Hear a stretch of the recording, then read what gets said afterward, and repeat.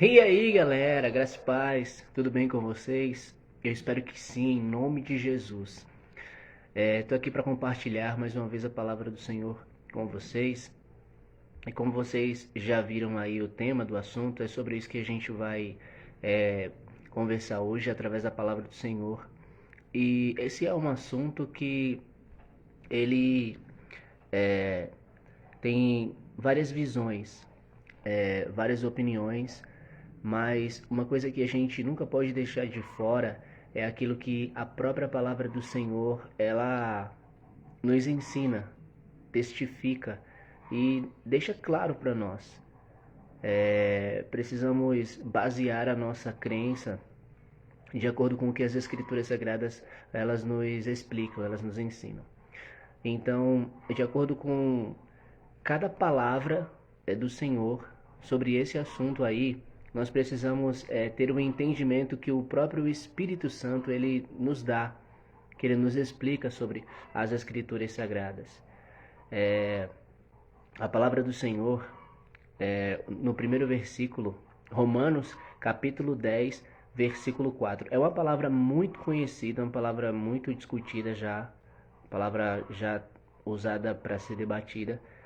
E a gente precisa ter um entendimento claro das Escrituras Sagradas sobre o que é a antiga aliança, o que é nova aliança, o que é Monte Sinai, o que é Monte Calvário. E a palavra do Senhor fala aqui em Romanos 10:4 assim: Porque o fim da lei é Cristo, para a justificação de todo o que crê. É uma palavra muito direta, uma palavra muito específica, não tem rodeio, não tem o que se dizer. Ela é clara. O fim da lei é Cristo para a justificação de todo aquele que crê, ou seja, para que todo aquele que vier a ser aceito por Deus seja por meio da fé e não mais por causa do que a lei ela ensina. Tem um outro texto, ou uma outra palavra também, que fala sobre esse assunto, e está lá em Gálatas, capítulo 3. E essa palavra ela é uma palavra que também já é muito conhecida, também já é muito falada, que também fala sobre esse mesmo assunto. E aqui em Gálatas, capítulo 3, a palavra do Senhor ela vai falar exatamente assim: Ó Gálatas insensatos, quem os enfeitiçou? Não foi diante dos seus olhos que Jesus Cristo foi exposto como crucificado? Gostaria de saber apenas uma coisa: foi pela prática da lei que vocês receberam o Espírito ou pela fé naquilo que ouviram? Será que vocês são tão insensatos que, tendo começado pelo Espírito, querem agora se aperfeiçoar pelos esforços, pelo esforço próprio? Será que foi inútil sofrerem tantas coisas? Se é que foi inútil. Aquele que lhes dá o seu Espírito e opera milagres entre vocês, realiza essas coisas pela prática da lei ou pela fé, com a qual receberam a palavra? E aí Paulo aqui ele entra no assunto de Abraão, né? Que todos conhecemos Abraão, o pai da fé, e ele diz aqui no versículo 6: Considerem o exemplo de Abraão. Ele creu em Deus e isso lhe foi creditado como justiça. Vejam, ele creu em Deus. Romanos capítulo 10, versículo 4 diz o quê? Que o fim da lei é Cristo para a justificação de todo aquele que crê. E aqui o versículo 6 de Gálatas 3 fala: Considerem o exemplo de Abraão. Ele creu em Deus e isso lhe foi creditado como justiça. Por quê? Porque para Deus importa que quando alguém busca ser aceito por ele, seja pela fé em Cristo. Agora, na nova aliança, porque antigamente era por meio da lei. Mas essa lei, a gente vai ver mais à frente, no decorrer desse assunto, que essa lei era como um tutor para nós. Ela somente cuidava de nós até que viesse o tempo da fé, até que viesse aquele que era prometido, ou seja, Cristo, porque ele próprio, ele disse em João capítulo 14, verso 6, que ele é o caminho. Então, a gente vai ver mais à frente sobre essa questão aí também. Mas voltando aqui agora, o versículo, ele diz, ele creu em Deus e isso lhe foi creditado como justiça.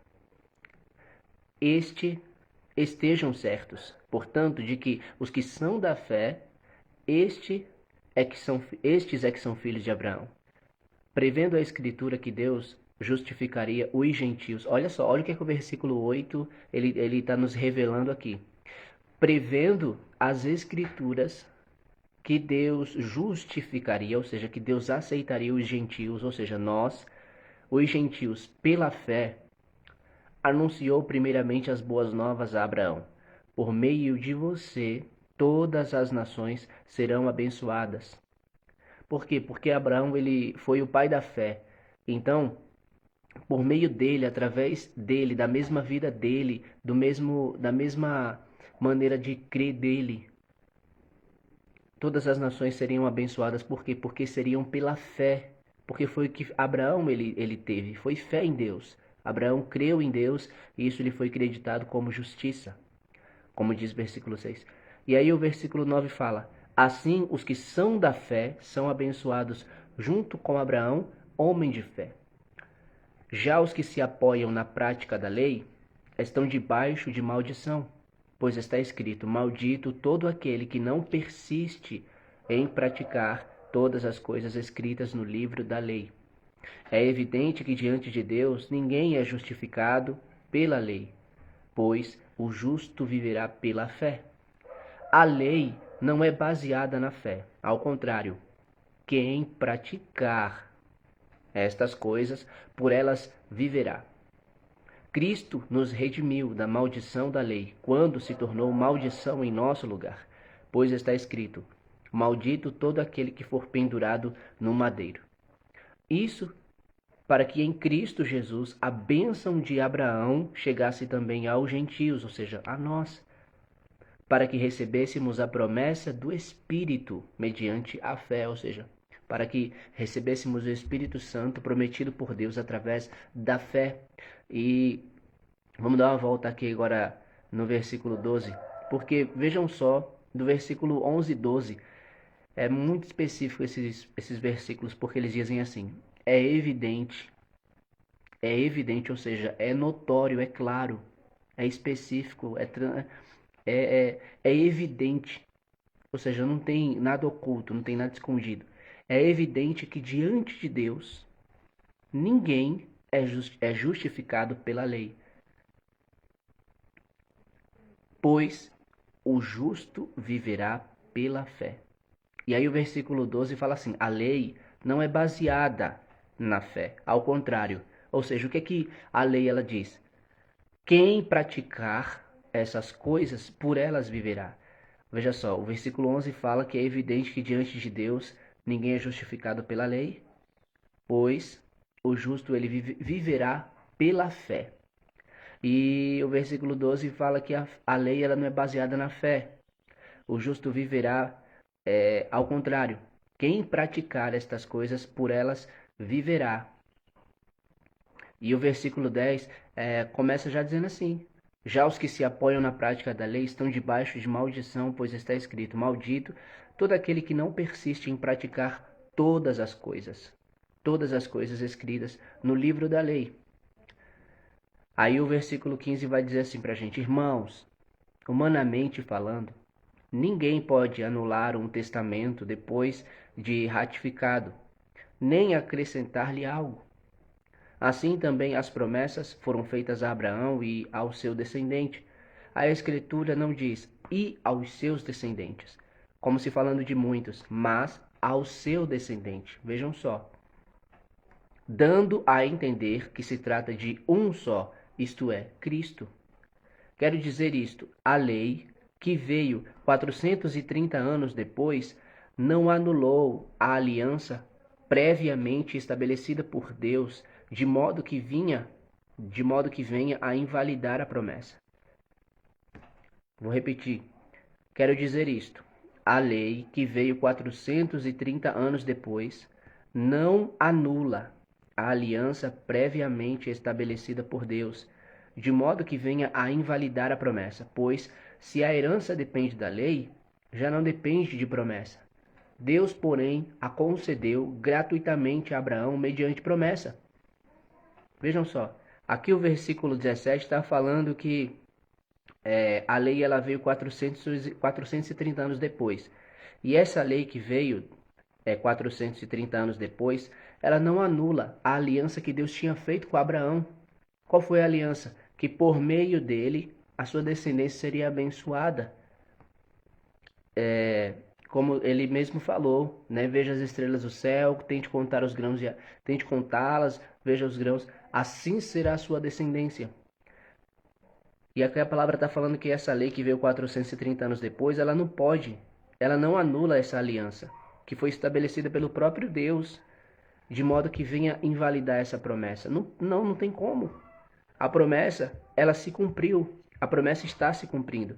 E aí o versículo 18 fala, pois se a herança depende da lei, já não depende da promessa. Ou seja, porque foi Deus, o próprio Deus que falou, ele prometeu.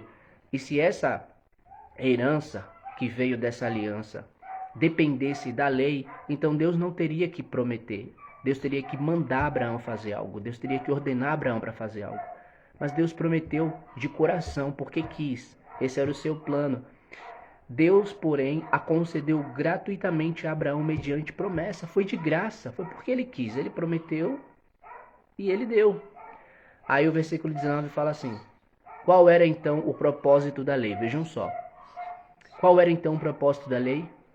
Foi acrescentada por causa das transgressões, até que viesse o descendente a quem se referia a promessa. E foi, qual era então o propósito da lei? Foi acrescentada, ou seja, foi nos dada, por causa das transgressões, até que viesse o descendente a quem se refere a promessa.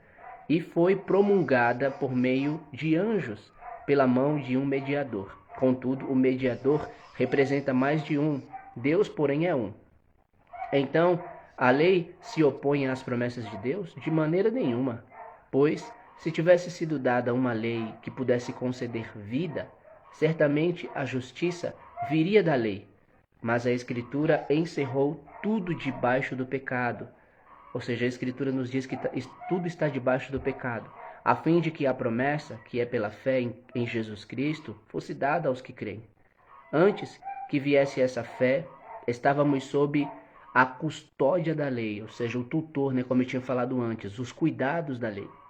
Antes que viesse essa fé, estávamos sob a custódia da lei, nela encerrados, ou seja, nela presos, mantidos, até que a fé que haveria de vir, ou seja, que tinha planos para vir, fosse revelada. Assim, a lei foi o nosso tutor até Cristo, para que fôssemos justificados pela fé. Agora, porém, tendo chegado à fé, já não estamos mais sob o controle, ou seja, não precisamos mais da lei, como um tutor, como um cuidador, como um guia nosso. Todos vocês são filhos de Deus mediante a fé em Cristo Jesus. Pois os que em Cristo foram batizados, de Cristo se revestiram. Veja só. Pois os que em Cristo foram batizados, de Cristo se revestiram. Não há judeu, nem grego, escravo, nem livre, homem nem mulher, pois todos são em Cristo, todos são um em Cristo Jesus. E se vocês são de Cristo, são descendência de Abraão e herdeiros segundo a promessa. Olha o que o versículo 26 ele fala. Todos vocês são filhos de Deus mediante a fé em Cristo Jesus. Pois os que em Cristo foram batizados, de Cristo se revestiram.